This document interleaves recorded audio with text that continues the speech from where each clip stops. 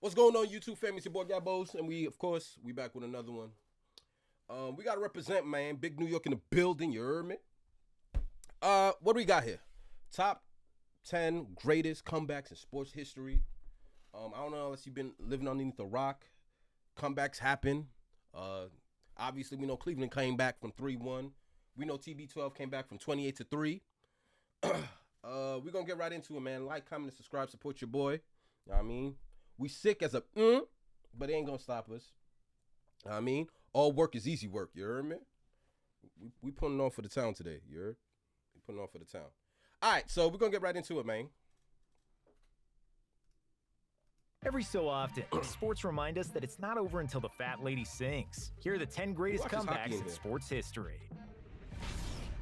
The comeback. In 1993, the Bills' chances of advancing to a third straight Super Bowl were nearly zero. In their wild card game against the Houston Oilers, they trailed by 32 points in the second half. And adding insult to injury, Buffalo's usual starting QB and future Hall of Famer Jim Kelly suffered an injury in Week 17 that kept him out of the wild card. So the Bills were forced to turn to Frank Reich, yes, the Colts' current head coach. Morale was as low as it gets for Buffalo in the third quarter, after falling behind 35-3 thanks to a pick-six thrown by Reich. And to make things worse, future Hall of Fame running back Thurman Thomas was knocked out of the game with a hip injury.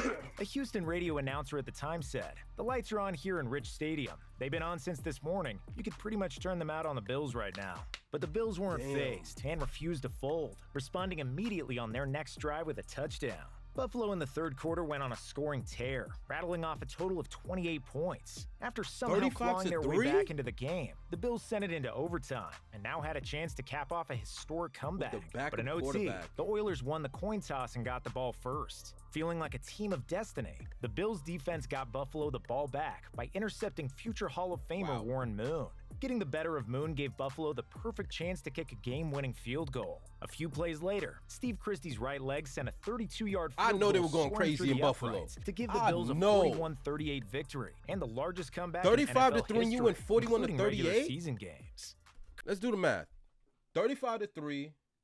You came back and won what? 41-30. Shit, already. 38 victory.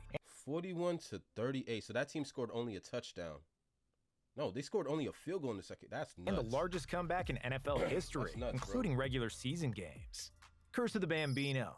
In the 2004 ALCS, the Red Sox trailed their arch rivals, the Yankees, 3-0 in the series, as no team in MLB history had ever come back from that deficit. And thanks to the curse of the Bambino, Boston was in the middle of an 87-year World Series drought. The Red Sox in 1920 traded Babe Ruth to the Yankees for only $125,000 and have been cursed, not winning a World Series since 1918.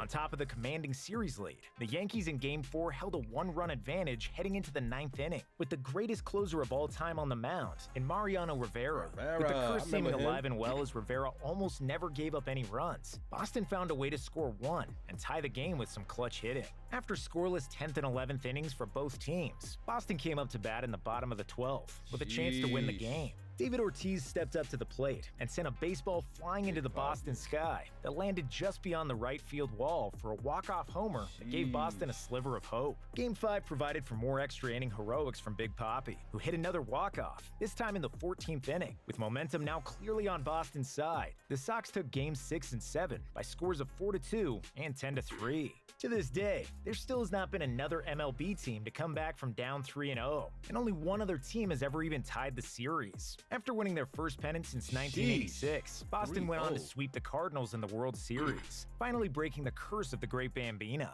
Tale of two comebacks. By the time the 2013 first-round playoff series between the Bruins and Maple Leafs was over, each team had blown a significant lead in the most dramatic fashion. Ahead 3-1 in the series, Boston had a chance in Game 5 to deliver the knockout blow in front of their home crowd. But Toronto wouldn't back down, and in the hostile environment, they silenced the Boston faithful with a 2-1 victory. The Leafs in Game 6 followed up that gritty performance with an identical one, again winning 2-1. And just like that, the Bruins series lead had disappeared, leaving it all up to a decisive Game 7 back in Boston. Come Game 7, things were going perfectly for Toronto, as the Leafs with 10 minutes left held a 4-1 lead. No team in the history of the NHL playoffs had ever won a game after being down 3 goals after 2 periods. Until the Bruins did the impossible and miraculously scored 3 unanswered goals, including 2 in the final 90 seconds of the game, sending the game into overtime. 6 minutes into OT, there was a scrum around Toronto's net, with the puck bouncing around. The puck eventually finds its way to the stick of Patrice Bergeron, who sent it straight into the back of the net for the game winner, capping off the insane comeback for Boston. 28-3. Simply put, a team that is elite enough to make the Super Bowl should be able to hold a 25-point lead midway through the third quarter when their opponent has only scored a total of 3 points. ESPN's win probability metrics showed the Falcons had a 99.7% chance of beating the Patriots. 99.7% chance of beating Tom Bomb. And y'all lost. How is this not number 1, bro? Or at least number 2. Patriots given the scenario.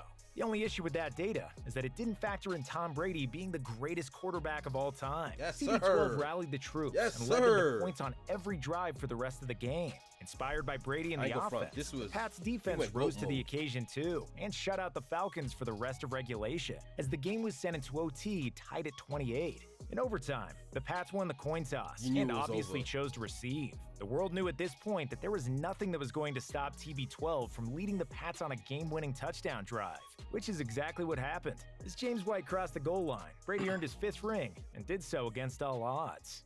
Cleveland, this is for you. How is this not number 1 or 2? Featured a record-setting team holding a lead that had never been come back from before against a city that hadn't won a title in 52 years. The Warriors, fresh off setting an NBA record for most regular season wins, were well on their way to a 2nd straight ring and the most dominant season by a team in NBA history. They held a 3-1 series lead, and no NBA team had ever come back from that in the finals. But a 1-game suspension handed to Draymond Green ahead of Game 5 ever so slightly opened the door for Cleveland. The Cavs made the most of Green's absence as they stole Game 5 in Oakland in front of a rowdy home crowd for Game 6. The Cavs came out fighting for their livelihood. Got him out of here behind in the first a second quarter. consecutive 41-point performance from LeBron, Cleveland rolled to a 14-point victory, and all of a sudden, the pressure was fully on the Warriors. Game 7 was hyped up to be an all-time classic, and it did not disappoint. There were 20 lead changes and 11 ties, as the Cavs and... I ain't gonna front. If there was ever a series that you could be defined as like a Hollywood script, it would have to be this series, bro. To fall down to 3-1, Game 7 felt like you were watching a movie.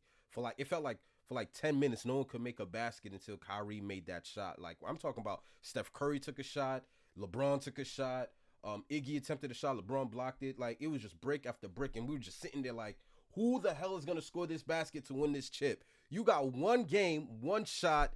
Like, this Warriors traded blows like a boxing bro. title fight. With the game tied at 89 with just under a minute left, Kyrie hit a 3 over Steph that proved to be the game winner, as Golden State didn't score again. It was a storybook ending for a city that had suffered nothing but heartbreak over the previous half-century. This one's for you! Cubs end the drought. With the Indians up 3-1 in the 2016 World Series against the Cubs. Can't believe we put any baseball over Tom Bomb's 28-3 and LeBron's 3-1. Number 1 better be immaculate. I better be blown out my chair, was on the verge of winning 2 titles in the same year after a 52-year drought. As for the Cubs, nightmares seemed like they would never end, as the club hadn't won the World Series since 1908. In a must-win Game 5, Chicago was determined not to have their season end at Wrigley. The Cubs outlasted the Indians in a hard-fought battle, winning 3-2 and sending the series back to Cleveland. Game 6 was not a close one. Chicago cruised to a 9-3 victory, meaning it was time for the 2 best words in all of sports. Game 7. The Cubs kept the momentum rolling, jumping out to a 5-1 lead. After exchanging a few runs, Chicago in the bottom of the 8th inning was up 6-3. Only 4 outs away from a ring, the Cubs were exactly where they wanted to be. But after a 2-out infield single and RBI double, Rajai Davis sent the ballpark into a frenzy with a game-tying home run. As the game went into extra innings, Chicago was reminded of all the painful losses over the years and thought to themselves, here we go again. They were about to have their hearts ripped out one more time. But in the 10th inning, the Cubs scored 2 runs before only allowing 1 in the bottom half of the inning, ending a title drought older than almost any Cubs fan. I have the Tiger. Once viewed as the most dominant golfer the sport has ever seen, Tiger Woods had fallen on hard times. A man coming off 4 back surgeries along with a handful of personal scandals, Tiger's best days on the course were clearly behind him. Heading into the 2019 Masters, Woods had only won a single PGA Tour event in the previous 5 years. Surrounded by noise saying that he would never win another major title, Tiger went into golf's premier tournament with plenty to prove. After the opening 2 rounds, Woods was tied for 6th place and battling to stay in the fight. By making the cut, he was given a chance to do something special in the final 2 rounds over the weekend. Heading into the final I'm not gonna lie, bro. Golf is one of the most boring sports of all time. I'm talking about, and there's sports like volleyball and stuff like that. Golf is one of the most boring sports of all time. But Tiger, I'll give him that. He put butts in them seats. Know what I mean? Like, he made black people want to watch golf. I'll give Tiger that. I'll give Tiger that. But if Tiger ain't playing, what is golf? What is golf, bro? Round on Sunday, Tiger had gotten himself firmly in contention, tied for 2nd at 2 shots behind the leader. Sporting his iconic Sunday red, there was nobody stopping Tiger during his final round. He looked like the Tiger of old, the Tiger who inspired fear into his opponents by just being there. Woods finished the day 2 under par, winning the tournament by 1 shot at 13 under par. While it was Tiger's 15th major and 5th green jacket, it was his first major win in over a decade. After having been written off by countless people, it's safe to say that this one meant a little more than I guess that's the Super Bowl for golf? The Miracle of Istanbul. For European soccer, the Champions League is the biggest and brightest stage. And the 2005 final between Liverpool and AC Milan appeared all but decided after only 1 half of play. Right from the start, Milan was the more dominant side and wasted no time showing this, scoring within the first minute. They didn't take the foot off the gas from there, scoring 2 more goals before half to take a 3-0 lead into the dressing room. At this point, the conversation was less about Liverpool winning the match and more about them just not getting even more embarrassed. But the Liverpool players came out for the second half re-energized and shocked the world. Within just 15 minutes, Liverpool had scored 3 goals to tie the game, and Milan was suddenly on their heels. The next 30 minutes was a deadlocked battle between 2 titans fighting for their lives, with neither team giving an inch. The score remained tied, even after 2 15-minute periods of extra time. It would have to be decided by penalty kicks. Milan couldn't have gotten off to a worse start with PKs, missing their first 2. Liverpool smelled blood in the water and made both of theirs to grab a 2-0 advantage. Milan responded by scoring 2, while Liverpool split their next pair. It all came down to Milan's 5th PK with Andriy Shevchenko.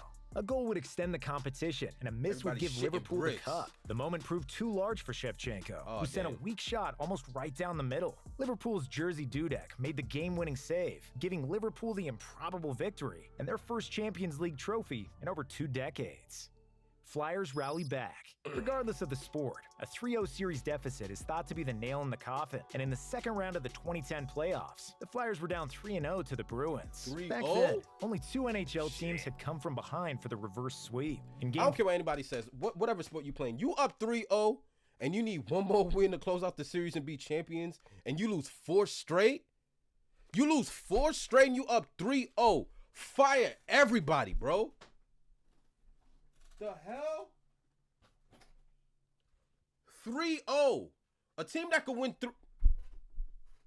It seemed like the Bruins were going to sweep the Flyers until Philly miraculously pulled off an OT win. With Game 5 in Boston, Philly flexed their muscle for the first time in the series, taking that one 4-0. But Game 6 was a much tighter contest. Although the Flyers managed to hold on for a 2-1 victory to force Game 7 back in Boston, 3-0 deficits for Philly seemed to be the... Let me tell you something. So much pressure be on the team that's up in the series, you have no idea. Momentum is a real thing in sports, bro. Game of the series, as the Flyers in Game 7 found themselves trailing 3-0. With the Bruins fans rocking and rolling, Philly kept their cool and relied on the never-say-die attitude that got them that far. Just 3 minutes after going down 3-0, the Flyers responded with a goal of their own. It showed Boston that they weren't going anywhere just yet. Philly then built off this momentum and added 2 more goals. The Bruins were stunned and unable to find the net, as the Flyers had strung together 3 unanswered goals. In the third period, with the game now tied at 3, the Flyers scored a 4th straight goal and then held on for dear life the rest of the way. As the final horn sounded, Philly had pulled off the shocking comeback by winning 4-3 without even needing overtime. Reggie silences the Garden. In Game 1 of the 1995 Eastern Conference Semis between the Knicks and Pacers, New York, with under 20 seconds remaining, held a 6-point advantage. At any level of basketball, that situation almost always means the game is over, or very rarely overtime if things get really crazy. But apparently Reggie Miller never got this message. He hit a contested 3 to make it a 3-point game, then intercepted the Knicks' inbound pass, took one dribble behind the 3-point line, and hit another tough shot to tie. The craziness didn't stop there. After Knicks point guard John Starks missed 2 free throws and center Patrick Ewing missed the putback, Miller grabbed the rebound before being fouled by Starks. Miller stepped up to the line and calmly sank both free throws for 2 points and the win. Reggie had done the seemingly impossible, scoring 8 points in 9 seconds, while the Knicks were held scoreless. Riding high after this incredible individual performance from their leader, the Pacers went on to win the series in 7 games. Sheesh. Sheesh. Heartbreaking if you're a Knicks fan. Thank God I ain't. You know what I'm saying? I don't like stress in my life. But nah, nonetheless, yo, momentum is a real thing in sports. I'm telling you, a team that could go up, or like a team that has like the home field advantage in a series, or a team that goes up 3-0, it is impossibly difficult. People think, oh, you won 3 games, it should be easy to just win the 4th. No, that's why they say you can never give another team, the losing team, a win. Because the moment you give them a win, they start to build confidence. You know, they start to believe a little bit more in themselves, you know, and especially if they take that next game, that game 5, and it so happens to be in the front of their home crowd. Now they're taking the confidence of winning that one game, bringing it in front of their home crowd, having their crowd boost them up, give them the morale that they need to come back and close out a series. Now you're in the situation up 3-2, and now pressure goes back to you. Me, I would have had Cleveland #1 because that was probably more impossible than any of these highlights that we saw. I mean, come on, the Golden State Warriors had won the record most wins in a regular season. There was just so much going against the Cavs at that time. I would have gave them #1 and probably gave TB12 in that 28-3 comeback. You have a 99.7 chance of winning and then you still lose. I don't know how you're anything lower than top 2. But momentum is a real thing in sports. I fuck with y'all, man. For real. It's your boy Gabos, and we're just being consistent. Appreciate you guys for tuning in. Like, comment, and subscribe. You know the vibes. You don't have to, but I'd appreciate it. I'd appreciate it because I brought in this energy, man. But shout out to you guys, man. All work is easy work. Mamba out.